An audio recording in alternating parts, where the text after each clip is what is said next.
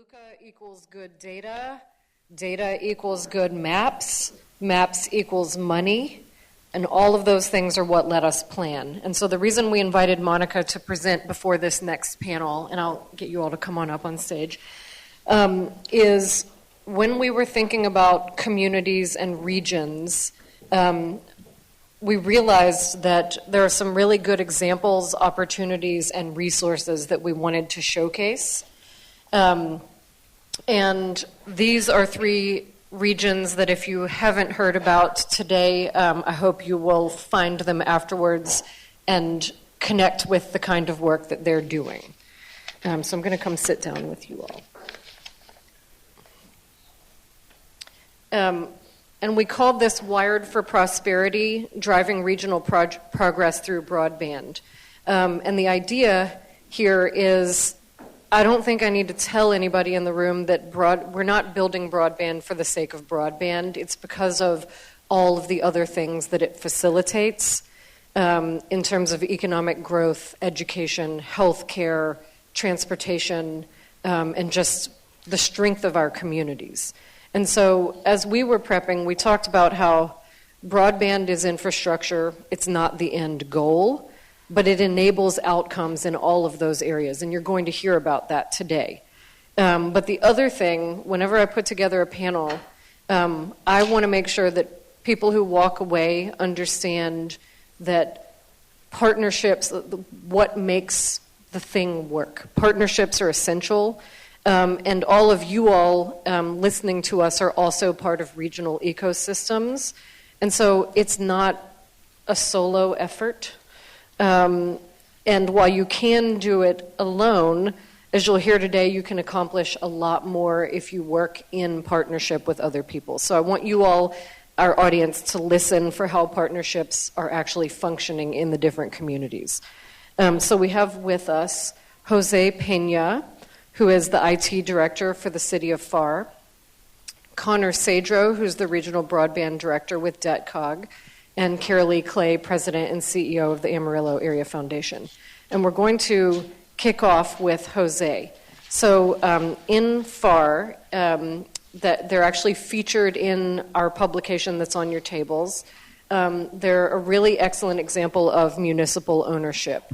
In 2019, when they started their work and started looking at their data, they found out that they were the worst connected city in the United States.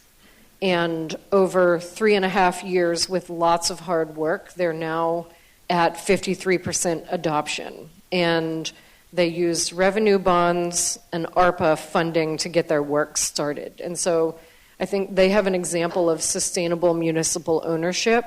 They have a really big and strong RGV broadband coalition. And if you visited Jose and team yesterday, they're also building broadband workforce pathways. So they've made amazing progress, but it didn't happen overnight. So in fact, it's been 6 phases of work, as I understand it, Jose. So can you talk to us about how you all didn't only partner, you also became the ISP? Who and what pushed the city to make that leap? Well, good morning, everyone. And again, thank you for the invite. And again, me, myself, being in IT and technology, I've been in municipal government for 22 years. I never in my mind figured I'd be starting up an ISP. But again, those are the challenges. Our mayor, who's a doctor, again, continues to push the needle in regards to how do we make and provide a better service to our community. So again, we actually, as the gentleman earlier here from the Federal Reserve mentioned, Pharr was actually featured in a feasibility study they funded back in 2017 with the local group we had, and that was a report that I actually received when I first started the job back in 2018. So the city of Pharr had already identified that our region had very low connectivity percentages. You know, the NDIA report back in 2019 really highlighted it, and we never really expected to be number one. That actually was a similar perspective through our region, knowing that 2 neighboring towns that are a little bigger also made the top 5, and it really highlighted that the region was really underserved. And again, you kind of saw the other slides here from the study that, again, it is a low-income region, and access and affordability are really critical. So our first thing, when COVID started, we had to look at an option, and we first went to the private sector and were told no. We couldn't facilitate funding this directly to a private ISP, which we only had one option. And again, that's when our mayor really got creative and working with our EDC, and we wanted to provide best in class. So again, we do want to thank our friends at Mount Bellevue who obviously got the court ruling for municipalities to offer broadband here in the state of Texas, and really gave us an example of what we could build. And here we are today, like I mentioned, 54% to us is 13,000 homes already at the city of Pharr getting either 500 plus megabits symmetrical in their homes, and wonderful partnerships that we've now can talk about here a little bit later, and show multiple examples of how we've gone into education now. Thanks. Connor, in Deep East Texas, you all have a 6-county fixed wireless project, and you're building and owning a network and partnering with NextLink to operate it. So you all are well known throughout the state for your efforts to ensure data accuracy. I don't know if you're famous or infamous. I guess it depends on who you ask. And you all have been working on that since the beginning of BEAD, and have formalized this in your Roads to Rooftops project with USDA funding recently, which is really exciting. And I know you personally have worked on broadband in urban and rural contexts. So can you talk about how the work in Deep East Texas is progressing, and then just reflect on your experience in an urban versus a rural environment with broadband? Yeah, sure. So the sort of premise that got DETCOG involved in this subject to begin with, this is before my time. I've been at DETCOG now for about 2 years, and it's been a wild 2 years. But even before that, the sort of catalyst for why DETCOG sought funding to build a fixed wireless network. There was an ENCODE study that was completed back, I believe, in 2023 that showed 50% of all BSLs, broadband serviceable locations within the DETCOG region, were either underserved or unserved, 40% being unserved completely. That was a shocking, glaring number. And something had to be done at that point, because most of these geographic locations where you see the amalgamation of most of those unserved households are in those far to reach locations. 2-mile long driveways where fiber drops are just pretty unfeasible for the private industry. So the onus on this fixed wireless implementation, it actually came from a collection of Hurricane Harvey disaster mitigation dollars, and especially as we've seen in some pretty tragic events in Kerrville, Texas, where infrastructure is not sustainable to be prepared for those types of risk factors. Folks don't have connectivity to know what's happening or to plan for that connectivity, or for those risk factors. So that's sort of what got it started. Going after 6 counties and their allocations with those Harvey risk mitigation dollars through HUD CDBG funds that were flowed through the Texas General Land Office. That's what got this funding for the network. The 6-county portion, if you look at sort of the overlay with some of the BEAD locations, primarily the funding for those BSLs went to low Earth orbit satellite. I have some, optimism and pessimism about that full award, and I'll discuss that a little bit. But that's why I'm so comfortable with the fact of moving forward with a terrestrial approach. So anyway, that's progressing. We, of course, I mentioned something the other day about an issue with environmental reviews and some of the backlogs that really push a project past desired timelines. But this year we are expecting to release construction RFPs for all 3 phases So it's been incredible to see the growth over the past couple of years. And you're right, so I'm sorry, I need to wrap this up. I can really jabber. The perspective that I have coming from an urban context, I used to work for the DFW-COG, North Central Texas Council of Governments. I was a transportation planner there. We were working on accessing Federal Highway Administration dollars to build fiber in an urban context where $1.5 million of fiber can pass by 10,000 BSLs. An incredible payout. The rural context is quite different. So I've been having quite a bit of learned experience of how to stretch those dollars, what middle mile backbone looks like for rural versus urban. It's a totally different playing field. I'm going to cede some time. I know I've been going. So, yeah. That's great and very informative. So Keralee, Amarillo organized Panhandle Connected, and you all were very instrumental in that.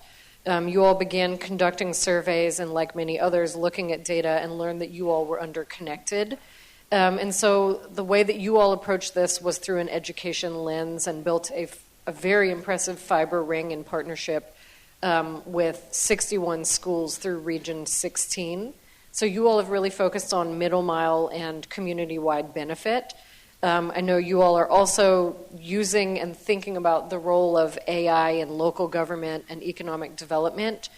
And you've said there's nothing that the foundation could have done alone. So can you walk us through how everything got started in Amarillo and what your regional partnership looks like in practice? Sure. I think many people would... Am I on? Now I am. Thank you. I used to do this for a living. I think many people would say, why is a community foundation working on broadband?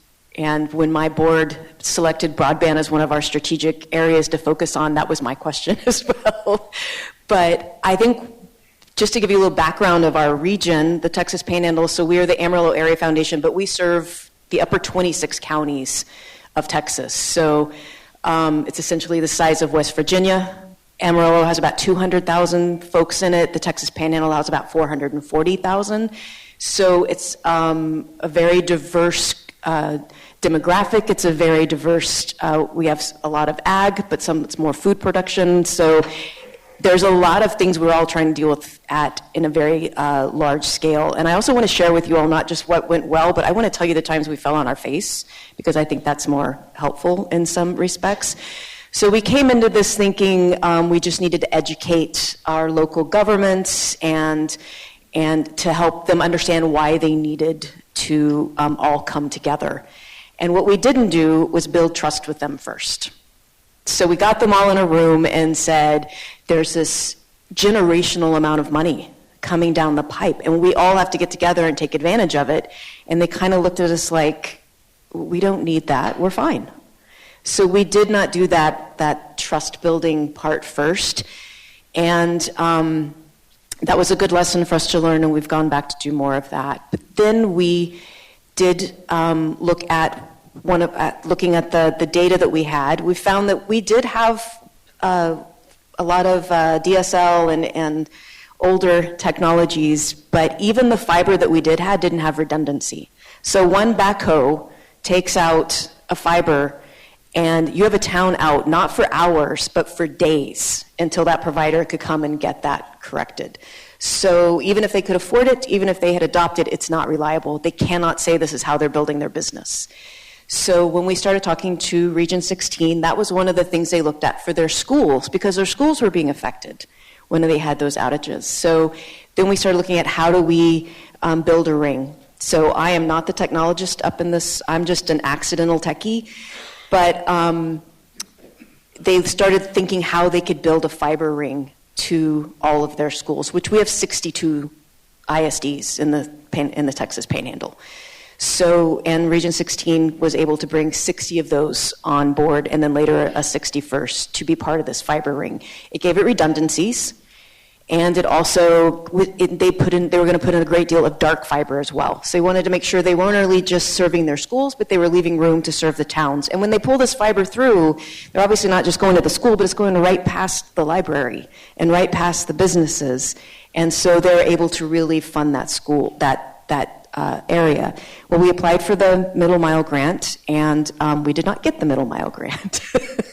So in true Texas pioneer spirit, we said, how do we still get this done? And Region 16 institutionalized this, and I know that other people are going to talk about this more after me, but they took this as part of their mission to supply their students with reliable, high-speed internet. That was really the key part, is having that partner who knew why that was so important. So they started investigating how they could use E-rate to fund that. So it took a $38 million project down to $8 million. Well, that's where philanthropy can come in and say, $8 million we might be able to help you with. So we've been trying to come alongside them with that funding. We're about 2/3 of the way done with the funding, but the fiber ring is almost complete. They went ahead and did it anyways. So that's how Panhandle Connected was formed, was just realizing we needed to get the city of Amarillo was also underfunded. I don't know if you guys seen the map. When you see Potter and Randall in the middle, that straddles Amarillo. So Amarillo is cut right down the middle of a county line. And if you look at what Potter demographics are compared to what Randall demographics are, it's a tale of two cities. Literally. So Randall, fully fiber. I live in Randall. I have 7 options in my home. I can get 2 gigs up and down for $70 a month right now. Randall County does not have that, which blessedly, Randall County did get a BEAD allocation for fiber. So Potter did get so we were grateful for that. But all that to say, when we started looking as a foundation what fiber touches and why it's important, that was our role of being able to educate. So we've heard a lot. I'm going to be like, you could have to cede time, but we've heard a lot about telehealth, and I think telehealth and telemedicine get used interchangeably, and they're not the same thing. Telehealth is great if your kid has an ear infection and you don't have a primary care doctor and you need a prescription. Telemedicine is important when you don't have practitioners in your rural community that can diagnose things. So I'll use an example. In Amarillo, if you need a neurologist, you're looking for an 8 to 10 month wait. 8 to 10 months, and that's in Amarillo. We don't have that option in our rural communities. But if you have a technician who has a fiber line, this cannot be done with Leo, but has a fiber line, and they can do an ultrasound or a sonogram or an EEG with a practitioner who's somewhere else, and that is a compliant line, they can use it, it's safe, then that is telemedicine. And that's what we're looking at in rural communities that we need. Texas Tech is working on this in great ways. So that's really made us realize how we want to equalize the playing field for our rural communities, that they deserve to have telemedicine and telehealth. They deserve to have educational support, and they deserve to have a fiber that doesn't get backhoed and shuts them down. So that's why and why we realize we, as a foundation, we could empty our coffers and not fund any of this. But if we get the right ISP partners that have come alongside, if we get the right, our co-ops, our Region 16s, our schools, our cities to come alongside us, then we can do much more together than we could have ever done just sitting by ourselves with our data and our checkbooks. So I think if you have heard one thing just in the opening comments and throughout the past day and a half, just getting a grant doesn't solve the problem because it's so much more complex than that. And so all 3 of your regions are focused on scaling, and we're about to get into that a little bit more. But you can't get to scale without funding partners and technical assistance. So Connor, you mentioned that you all used Hurricane Harvey mitigation funds, and you've been approaching broadband as risk mitigation. Can you talk about how that framing, that different way of approaching solving the same problem, changes what's possible? Oh, absolutely. So in the case of the DETCOG grant, it was approached originally as Hurricane Harvey mitigation.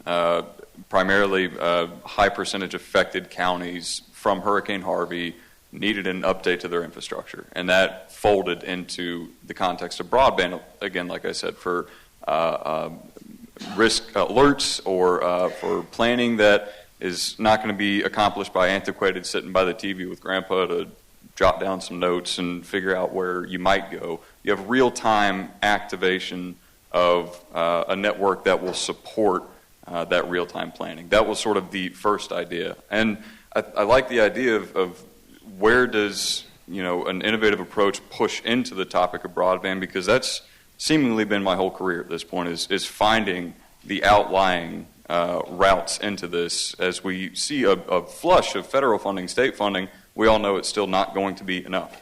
It's going to have to continue in other areas. So opening the door to Harvey risk mitigation, or as I used to work at the North Central Texas Council of Governments, looking at travel demand management and how to solve that with fiber investment, and how that can also co-occur into other economic drivers like connected vehicle infrastructure, or for the DETCOG purposes, funding these fixed wireless networks is not just going to get people access to that bare minimum of 100 by 20 for gaming. It's going to get them access to future technologies that will support growth and not just worry about that Band-Aid of, okay, we got people connected, see you later. That's why I've been so adamant about trying to approach this from a holistic perspective outside of just a connected household, but what does that connection mean? And how can you use the various funding pools, like I mentioned, through USDOT or HUD, to accomplish co-occurring goals? I think that we're starting to see a little bit more of that push, and there's been use cases all over the country, but I think most folks have been ringing the bell of BEAD, which they absolutely should, but what comes after, I think, is always the topic on everyone's plate, and that's something that I'll sort of put my foot down and say there are options. Let's discover them based on your geography. So I think I kind of answered that question, but I could keep going. So, I think I'll leave it there. You actually warmed it up for Jose, too. So I know there's a variety of partners inside the RGV Broadband Coalition, and one of the things that's thoughtful that you all did is the city has capacity to write grants. And I know there's a lot of concern out there about who writes the grants, who's responsible for the RFP. And so you all have been great about bringing together a very large coalition of partners and then figuring out what are the resources we have to accomplish a piece of this work. So you access community development block grant dollars through Housing and Urban Development to connect housing authorities and mobile home parks, which is a unique and important approach. Can you talk to us about how you decided to access those funds to support your work, and then the roles that some of the different partners have had? Yes, so the Regional Broadband Coalition has been tremendous in regards to trying to work together, share ideas, because again, we on the municipal side do not compete with each other, right? We just have our operations within our city boundaries, and we always want to strive and provide the best services available. And it's one of those where we do have experts in particular fields, like you mentioned, experts part of the coalition that assisted in the grant writing, experts in the coalition working on jobs, which is our workforce solution partners.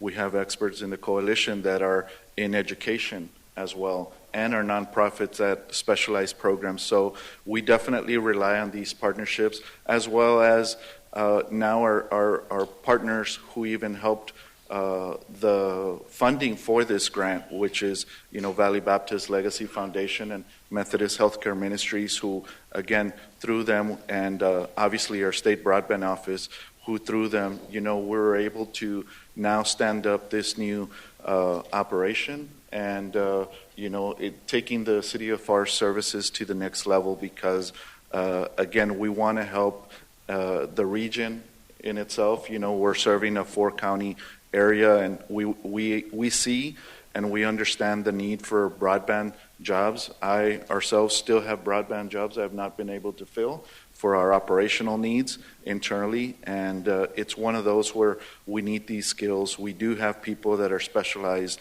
who actually travel outside of our region, as a lot of the ISPs could understand, having workforce that, jobs are needed everywhere. But again, it's one of those things where these partnerships have been really tremendous for us. And as well, you touched on this new funding opportunity. So when we built our project, we primarily was to serve our residential community, and that's always been the case from day one, understanding that we were the worst connected city. But now, as we identified areas that were private and we were not able to build out when we started our initial project, we actually identified about additional 50 properties and areas, including our housing authority, MDUs, including large mobile home parks, as Pharr is a winter Texan community where we found an additional 6,000 residential units that have not been served, and they continue to call and ask, when are you guys going to come in here and serve our community? So it's one of those where we have been able to get a broadband allocation to use some of those funds, as well as reinvesting the surplus of some of now the revenues that the city is able to generate and reinvest them, where we now have construction crews doing work in-house and engineering as well. And we hope to continue to keep every resident happy and serve everybody equally, because it doesn't matter where you live. Everybody in Pharr will have the same access to connectivity. I like the way that you lay that out, because it's not about just getting from point A to B. It's thinking about who else is located along the route. And the fact that you added those additional 6,000 locations couldn't have been done if you all had not been thoughtful. I know you all also have a strong partnership with the school district. So can you talk a little bit about how that's part of your origin story? Definitely, and that's one of those amazing things where you look at these partnerships as well, right? So we all kind of experienced, and which again was new to me when I had to set up our ACP profile to be able to work and promote that program, which at the time, the city of Pharr understood that affordability was critical, and our price point started at $25. So when ACP came out, we're like, awesome, we have a free program, let's promote this. But again, our mayor and our leadership understanding that, just like any other program, resources are limited, so they wanted to try to find an alternate solution. And they were able to partner with our local school district, who has over 7,000 kids living within our city boundaries, and did a partnership with them where now our school district actually funds every student household on our network. So it's one of those where now we get disappointed parents when they're moving out of town. I'm like, how come you can't serve it? I'm just going next door, to our next city. And it's just one of those where at some point it'd be wonderful to be able to service everybody. But again, we have over 4,000 student households on our network, and they receive it at no cost. And the school district is able to attract more students because, again, when you quantify that for family on low income, saving that additional monthly expense for them is a true blessing for them, and they really appreciate it. Again, examples of partnership. And so I'm going to ask Keralee to talk about, through her lens, philanthropy's played a really active role in getting things moving and supporting your local community. So you all have been both a convener, a neutral partner, and a risk absorber, which is something that philanthropy has the capacity to do. So can you talk to us more about these roles and why they've been important to your regional progress? Sure. Well, I think a lot of it is convening can be a community foundation superpower, where we're able to bring people into the room because we don't have a dog in the fight. We're not there to pick winners and losers. We just want to make sure the community has the best options possible.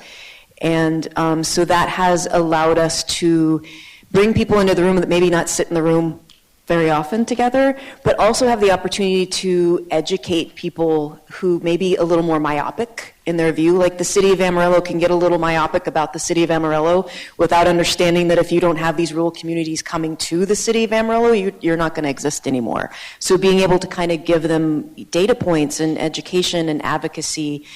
I think we're also, because we're at a higher 30,000 view, we're able to kind of see the big picture, and I'm I know the BDO's in the room, and I don't want to pick on anybody, but we were able to look at the maps for the BDO and understand that when you see that dot that's out, that looks like it's in the middle of nowhere, it's not a house, it's a farm. And that farm doesn't need Netflix. That farm needs connected agriculture. It needs it needs something on every spigot. It needs an RFI on every single cow. We wouldn't have lost so many cows in our fires that we had 2 years ago had we been able to track them. We didn't know if they'd run away or had been burned. And that's a terrible place for a rancher to be because those are their babies. But so we were able to also play that advocacy role for them to kind of beat that drum. And but then also we looked at how we can assist them in an even technical fashion, and then take the work that they're doing and expand it into a larger network. I'll use an example of our city. City of Amarillo is the first city to have a digital human. Her name is Emma, like Amarillo. It's very creative. That was how she got her name, and it was a pretty cool deal. And she lives on our website. If you go to amarillo.gov, you'll see Emma. And one of the reasons that came about is so many of the language barriers we have in Amarillo. So we don't only we have 63 languages in one middle school. And a lot of people don't know that we have the highest refugee per capita population in the state of Texas. And we've had that for many, many years, and we're leaving them behind. So the city's looking at that because they want their municipality, they want their citizens to be able to access utilities and that sort of thing. But what we were able to look at is say, what are the other implications that Emma could do if we used her outside of the city? How could nonprofits use that to serve their constituents? How can, my husband is a paramedic.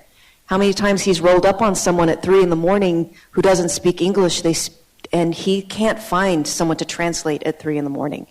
What if Emma could be on his iPad?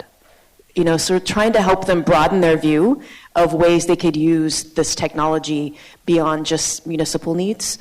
I think that's one way we've served it, but also keeping an eye on grants that are available that maybe they don't have access to. I point them to the Texas Rural Funders grants page a lot. But I also want to share with you, Connor said something about sustainability yesterday that's really stuck with me, and I think I would share with you a place where we failed. We helped a rural library get a grant for infrastructure. So $200,000 to pull fiber to this rural library that was never going to get it otherwise. They got the grant. They were excited. They said it on the first planning meeting, and it was told to them they had to come up with 3 years to fund to fund the fiber, which was going to be a few $1,000s a month. They don't have that budget. So I think there's that sustainability piece. That's where we failed, not saying, and I kept saying to them, we'll find that money. We will find that money. That's not that much money in the grand scheme of things. It spooked them so much they declined the grant. So I think that's a place where we failed, is like thinking about that sustainability part. We were so excited about them just getting the fiber. We didn't think how much it would freak them out to figure out how they're going to have to pay for that for 3 years.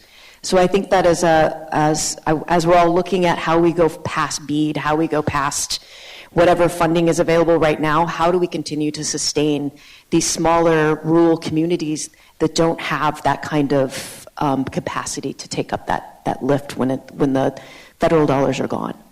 So you mentioned grants, and we heard loud and clear from you all in the registration process that there's a lot of questions and concerns about RFPs. And I know that you all have a pilot in Wheeler and that you've received some technical assistance in the region from Connect Humanity. But you've also got someone in the region who has previous experience with RFPs. Can you all talk about how this is unfolded and what everyone has learned together? Right. Well, Panhandle Connected applied for the BBI work through Dallas Fed. Thank you, Dallas Fed. And we were able to access technical assistance for a community. We reached out to using that middle mile. How do we last mile into communities now? And so we reached out to a community, and we have a couple of community partners there, the EDC as well as the city manager. And I also want to tell you how many city managers would come to a broadband summit because they want to learn more. The city manager of Wheeler did. So shout out to Dan, our partner, because he came into this. But he's the one, when we were working with the Bryans with Connected Humanity, and they were talking about writing an RFP, and he was like, wait, back up. RFP for broadband, I don't know how to write one of those. I don't even know where to start. So there was another blind spot we had of just assuming that would be something that was, we didn't see it to be an easy lift, but it was something we could tell was really concerning to them, to make sure that they were doing an RFP that was consistent with their own regulations, their own rules, what their legal advice is. So, but we were fortunate that we had someone who, like she said, in our Panhandle Connected network, who had extensive help in that and was able to give them a template and help them work through that. But that did see a blind spot for us of a lot of our smaller communities. If we ask them to write an RFP for broadband, sometimes what happens is it's written for them by bad actors. So how do we make sure that we're making sure they have the tools they need to have an active voice in that RFP, that they know what they're getting into, they know what that means. So that's where I think we could lean into a little bit more, and we plan to take those learnings and see how we can replicate them in other communities. So that's an opportunity for funders and organizations like TARC and the BDO to push out some RFP training or resources. We also know that affordability is a huge part of this. And so I'm going to do a quick lightning round and ask you all in one sentence each. Each one of you are doing some really interesting things to address affordability. And so, Jose, we'll start with you. And you've mentioned some of it already with the school district, but could you add to your affordability plays in the region?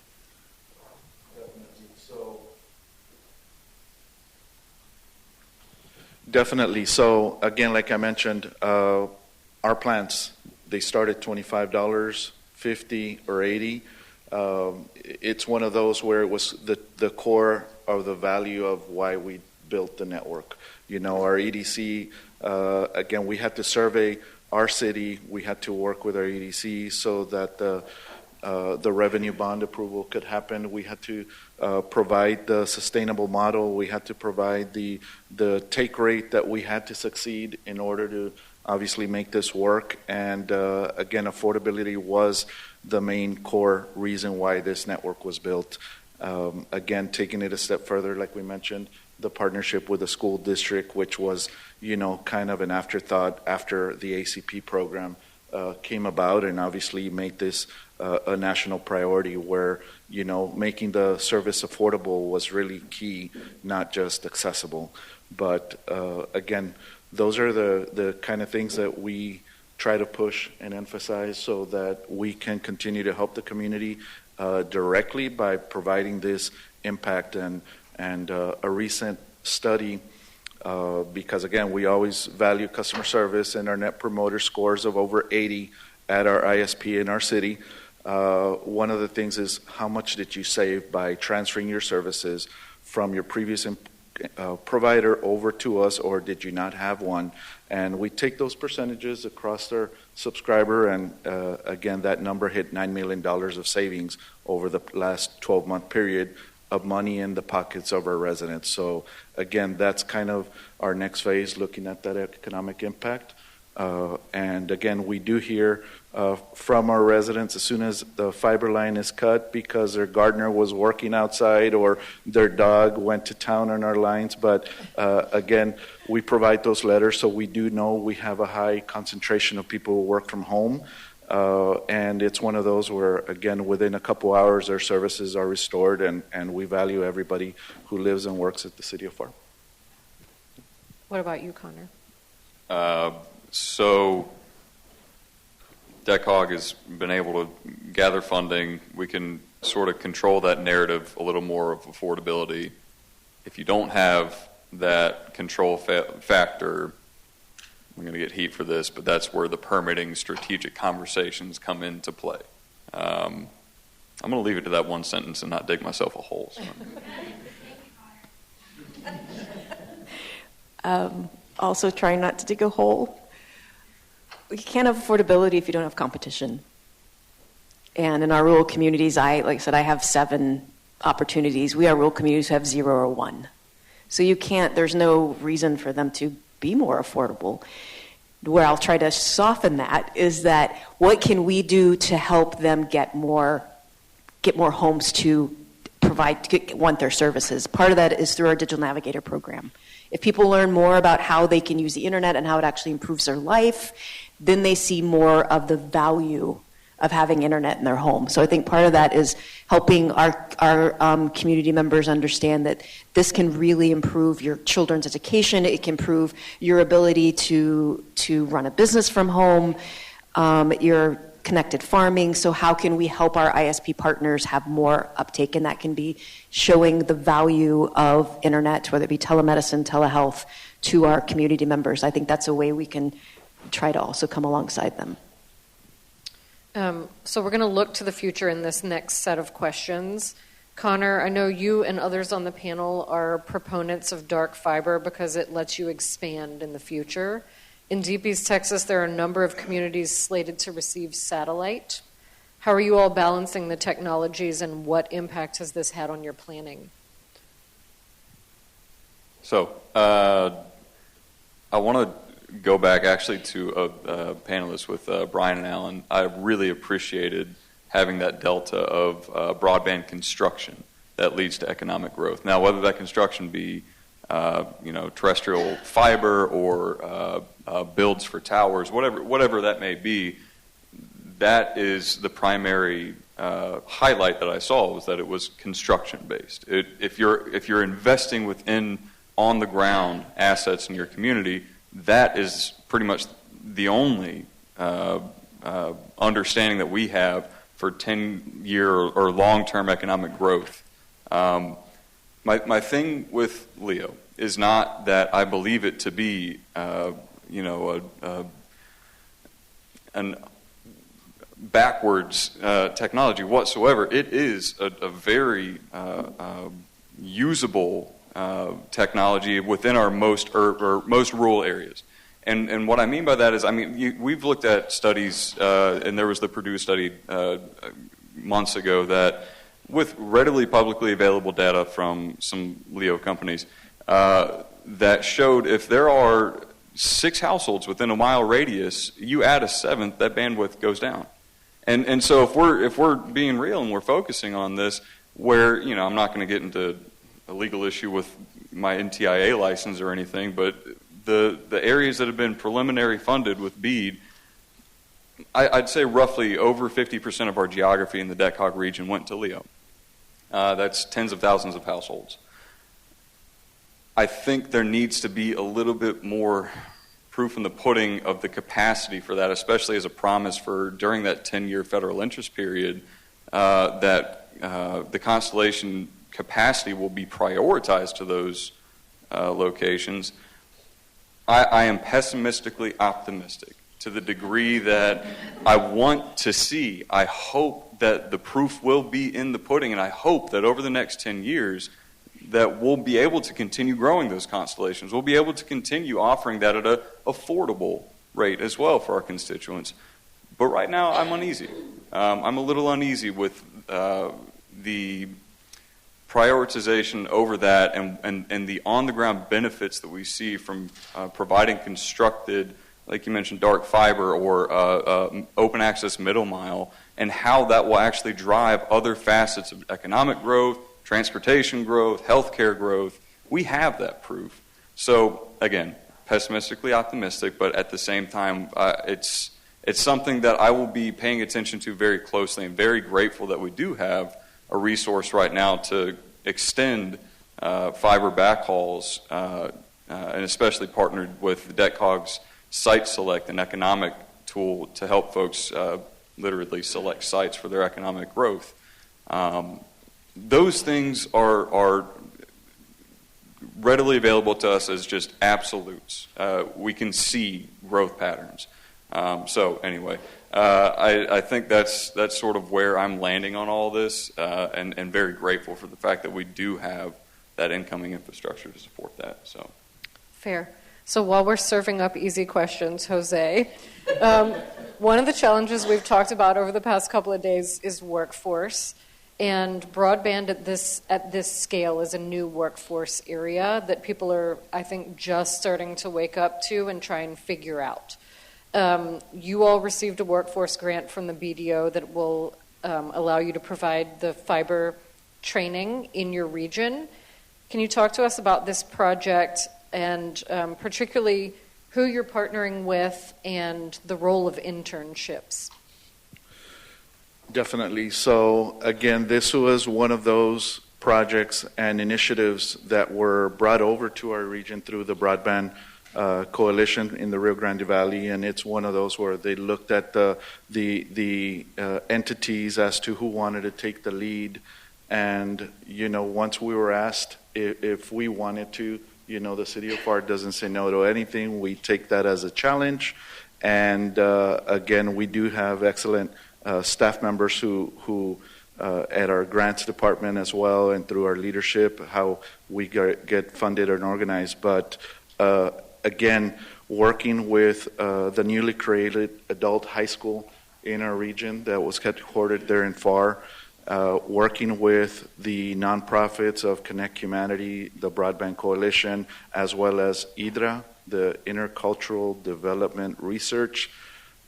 And I don't know, I forget what the A stands for, but working with them, they are actually our outreach. IDRA has amazing programs at the middle school and high school levels to continue to push the STEM and broadband jobs for students so that they get interested, because again, we obviously have seen that this telecommunications industry has an area where not as many people were being trained in this, and the generation's getting older and going to be retiring, so we need to find a way to be able to provide the training for these jobs that are very highly skilled and require these technical trainings so that they get these high-paying jobs. Because again, with all the funding that's available, we do need those resources, and otherwise projects will be having issues down the road.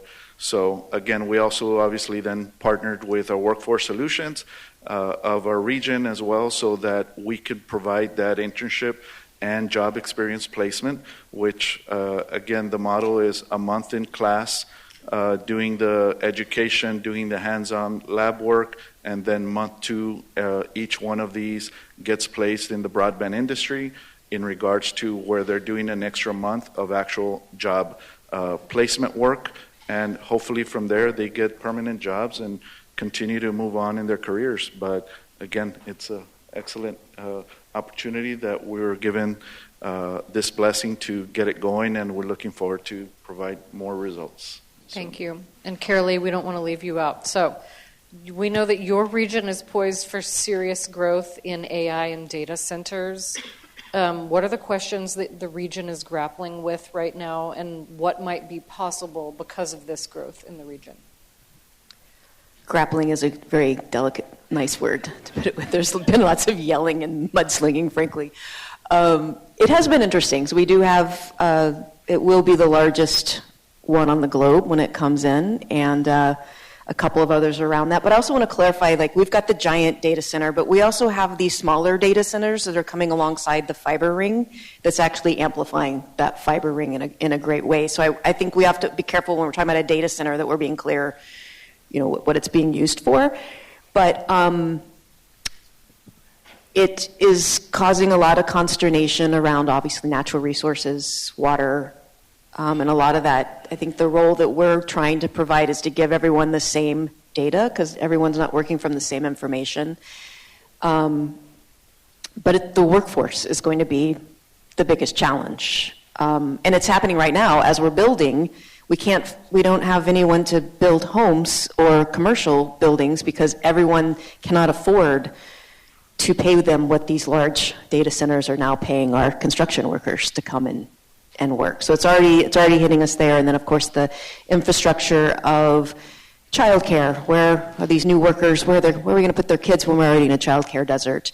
And housing. So a lot of those things. But I think for me, when we're in the context of this conversation, what I think is interesting is it's once again kind of showing the plight of rural Texas. So in one area, we have this huge influx of money coming in.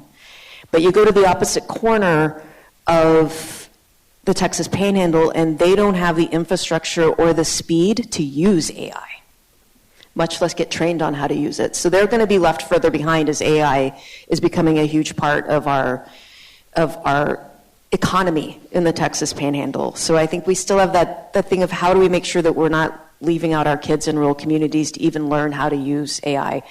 But the advantages of it is, yes, money coming in, investment coming in. I think we're looking at ways we can use that to use quantum computing and making sure that our kids have access to that, our researchers have access to that, kind of staying ahead of that. But it's a little bit TBA right now.